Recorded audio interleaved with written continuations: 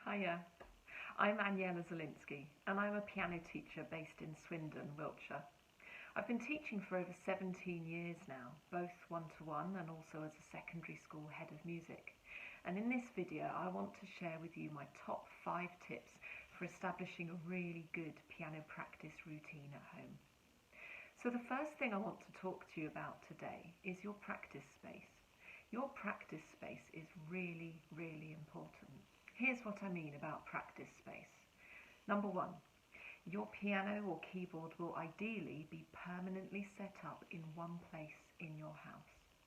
When you practice, it's very important that you have lots of peace and quiet and also the time that you need to get good practice in. So that means you're going to have the room to yourself. There shouldn't be any distractions at all. There shouldn't be any conversations going on in the same room, no phones or other devices that might be on to distract you, no TV or radio on in the background. If you're using a keyboard, you might want to consider using headphones to block out any noise. Secondly, think about the time of day that you practice as well. Think about when might be the quietest time of day in your house. Sometimes practicing at the same time every day can work well. Tell people in your house that you're going to be practicing and that you'd like to not be disturbed. Sometimes having a little note or a schedule up where everyone can see, on your fridge for example, is a good idea because it tells people when you're going to be practicing. Other people can then remind and encourage you. Thirdly, have everything that you need to hand when you're practicing. So that means your music, a pencil and a rubber, and also your piano notebook, which contains tips and guidance from your teacher as to what you need to be focusing on in your practice that week. And last of all, some people like to have an incentive or reward at the end of their practice, particularly if you struggle to sometimes find the motivation to practice. For example, you might want to schedule a phone call with a friend or a favourite chocolate bar, whatever works for you.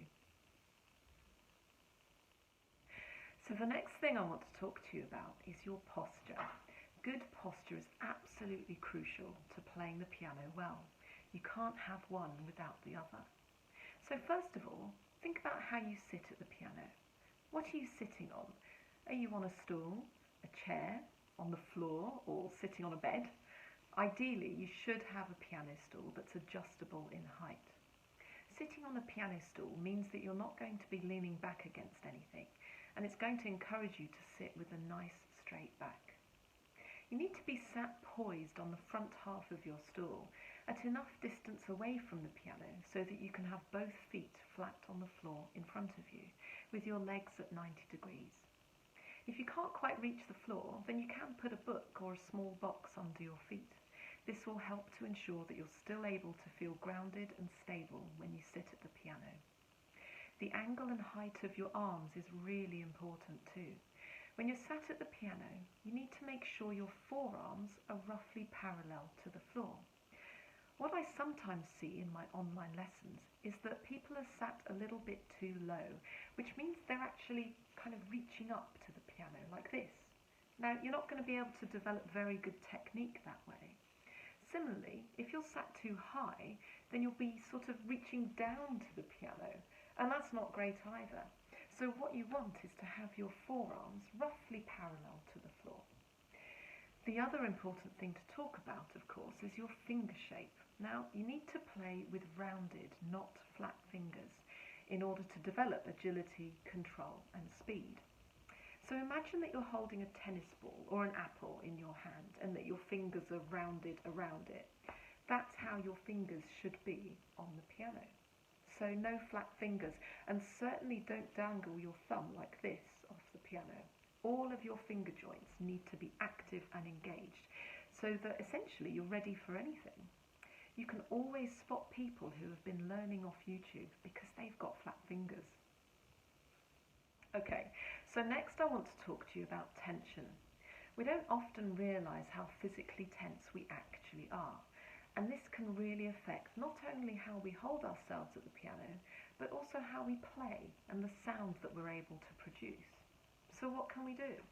Now, I want to show you a short exercise that does wonders to reduce tension in your fingers, hands, wrists and forearms, and is therefore brilliant to do before a practice session, and specifically a session that you know is going to involve working on a section of music that's challenging because it might have some big chords in it, for example.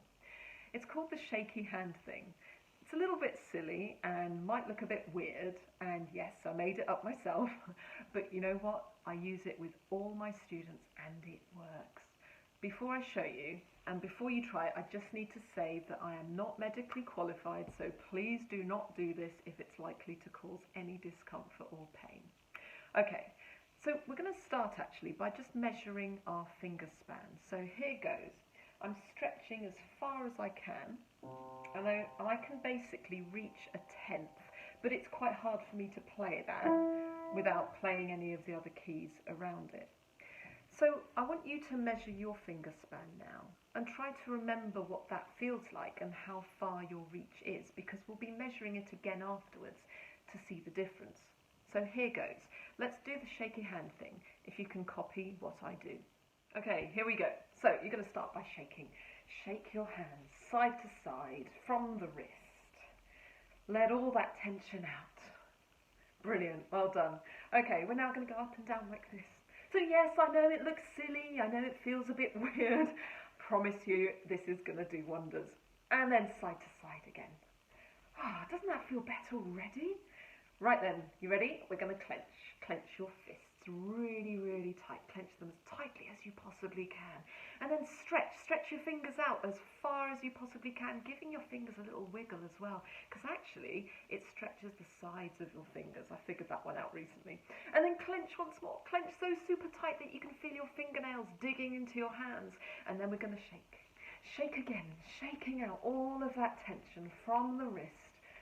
Ah, feels better already, doesn't it? And then up and down. Don't worry, we're almost finished.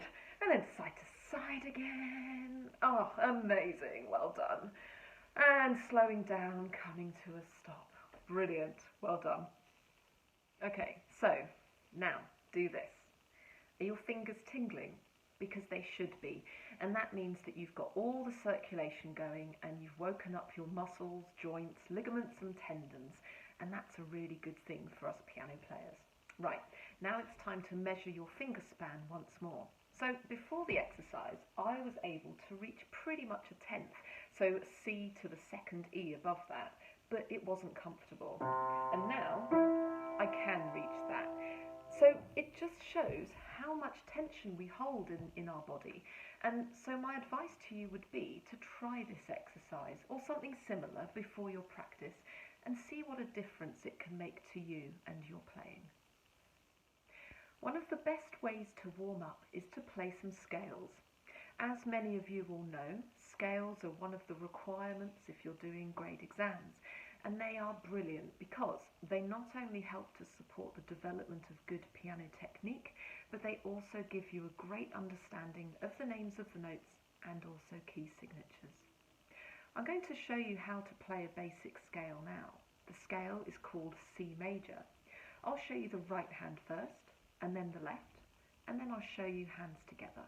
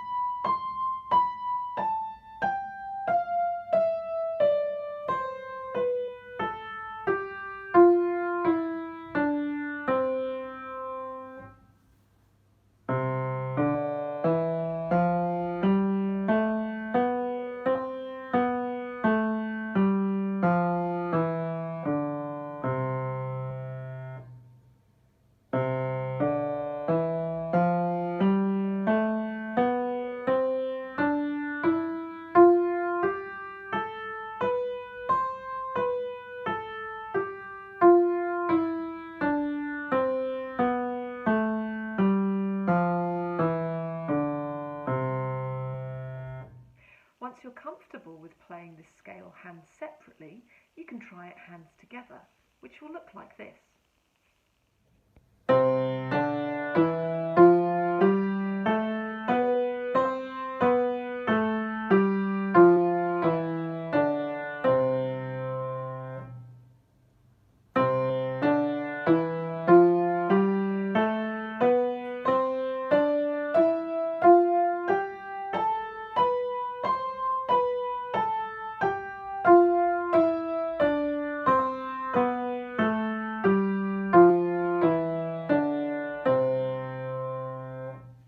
You can then go on and vary this warm-up by changing the rhythm or even increasing the speed, like this.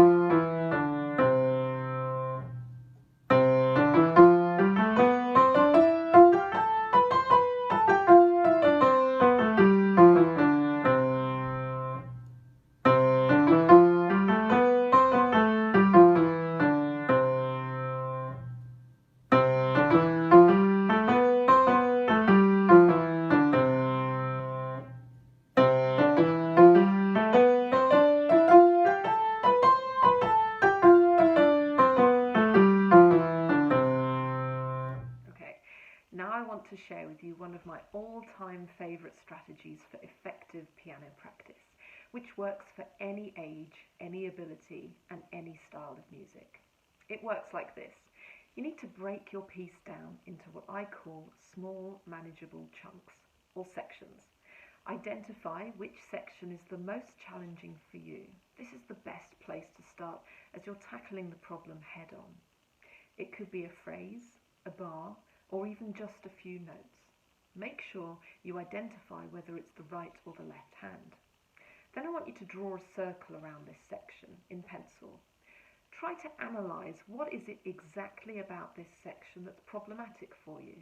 Is it that you're not confident on what the notes are, or which fingers to use, or maybe it's the rhythm? Your teacher will be able to help you, so do ask them, as that's what they're there for.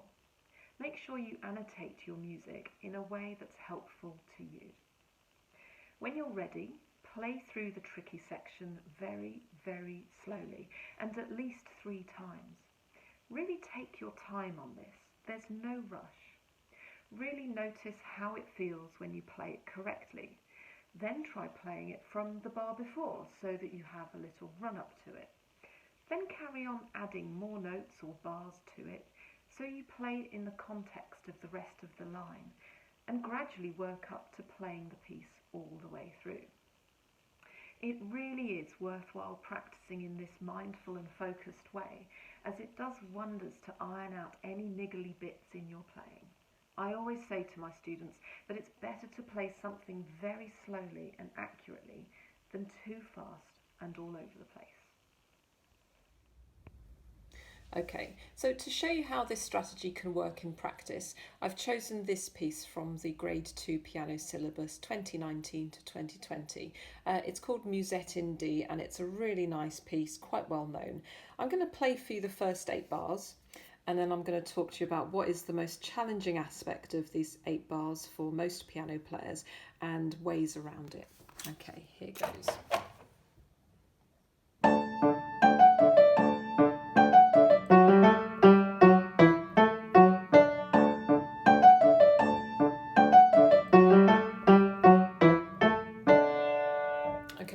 So the most challenging aspect is actually, I'm going to show you, is actually around here and basically here as well.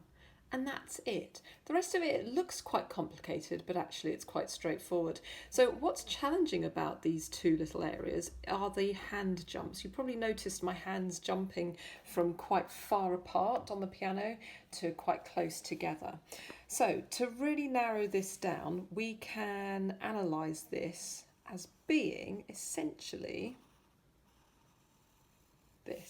this tiny little section here.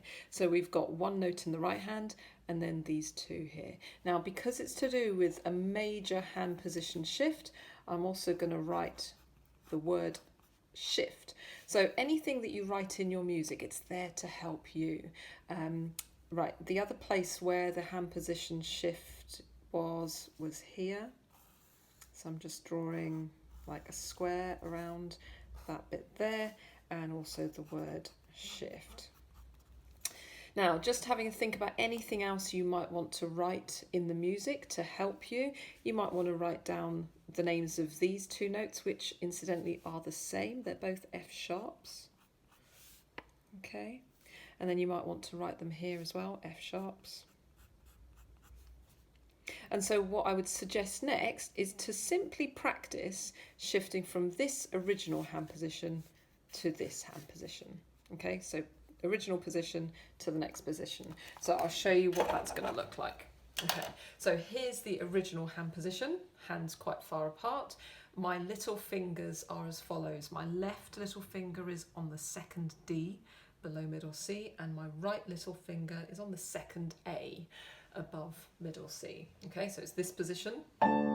So I need to practice going from this position to where my third fingers are both on F sharps. And actually it might be a good idea to circle the finger numbers as well. So there's that third finger and there's that third finger. And although in that the second instance where this happens, the finger numbers aren't written in, just to help you or to help me, I'm going to write the number 3 there as well. Okay, so got to practice this hand position. So here's the first position, the original one. Here's the second one.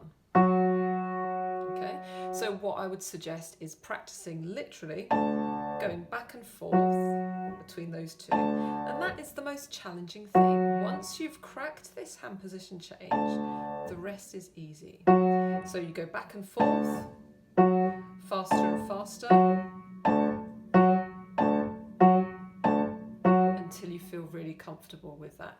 It's exactly the same notes and the same position for that second occurrence. Then when you feel comfortable with that change, then start to add in a few notes. So for example, add in maybe the 2 notes that come after these F sharps. That would work quite well. Just keep repeating that. If you go wrong at this stage, because you're learning, you're practicing. So how about if I now add in a few of the notes before this hand position change? Perhaps the first, like the 4 notes before the change. And then I'll do that again. Notice how I'm doing it much slower as well. Slow it right down, honestly, go as fast or as slow as you want.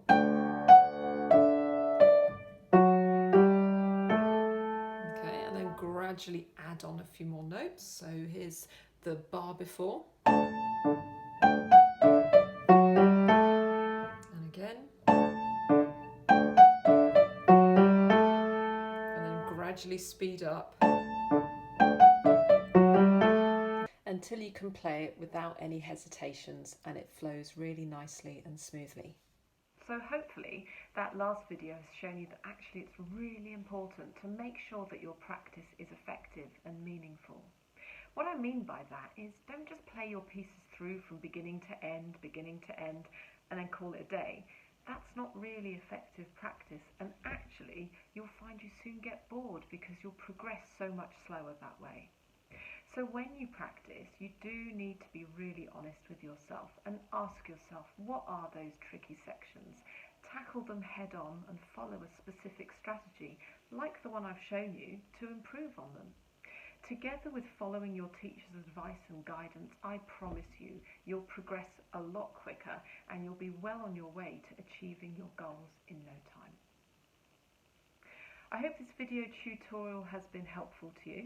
Thank you so much for watching. Take care and see you again soon.